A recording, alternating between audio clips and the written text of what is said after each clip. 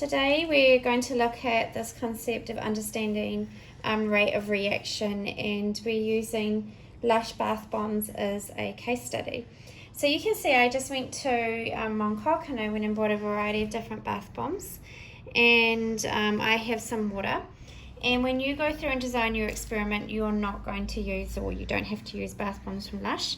You can just go and you can use simple ingredients such as vinegar and baking soda, and you should get basically a situation where you can model an experiment to prove that when you change one or two variables, it could be temperature, concentration, or surface area, that you can actually affect the outcome of what your reaction will be like. So why is this important in terms of bath bombs and consumerism?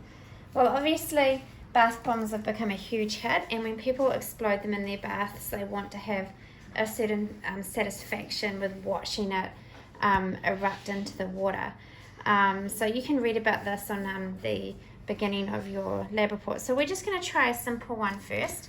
And when you go through and do this and you do your own reaction, you're going to think about how you measure your reaction. So you might need to use a timer, or which would be quantitative measurement, or you may want to describe it, which is qualitative. You can take pictures or photos if you want to show that you've done it, but if you can't or don't have access to vinegar and baking soda, you can also just write out the experiment and predict what you think will happen from the knowledge of chemistry that we've studied in this unit.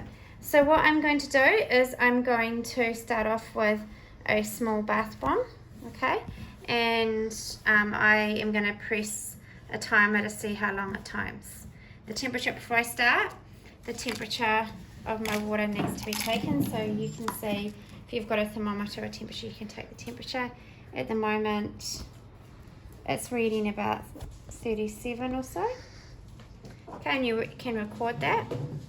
Depends what variable you're going to test. I'm just going to look at surface area to start off with, and this one here, as you can see, slightly different to this. So you can actually see this is smaller, so I'm going to pop it in. So you would be measuring that, maybe perhaps how long it takes for it to completely dissolve, or you may want to compare the actual explosiveness of the reaction. You can see it's producing a gas. You can also think about what type of gas that could possibly be.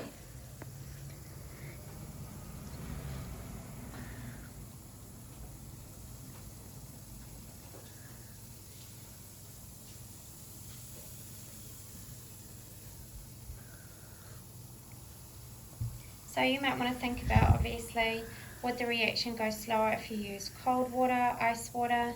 Could you change that variable? Could it be really boiling hot? It's up to you, but if you do use hot water, please remember to be careful if you're using water from the kettle.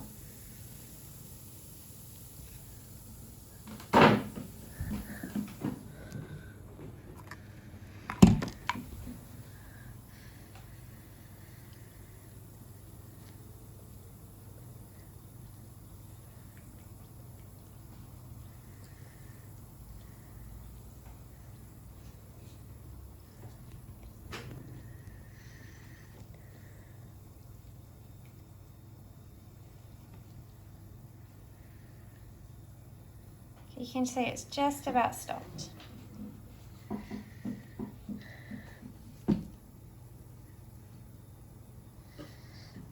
Stop.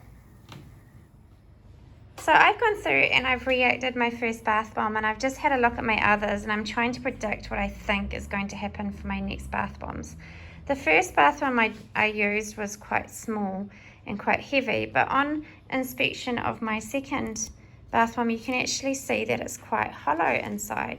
So here's something that you can think about. Do you think the mass of my substance will actually affect the rate of reaction? So you can have a little think about that as well. And then moving along, this one feels incredibly heavy, and there's definitely no part of it that's actually hollow. So some ideas for you to think about. And obviously if you are looking at investigating surface area or even mass, you perhaps could use some scales to help you with your experiment.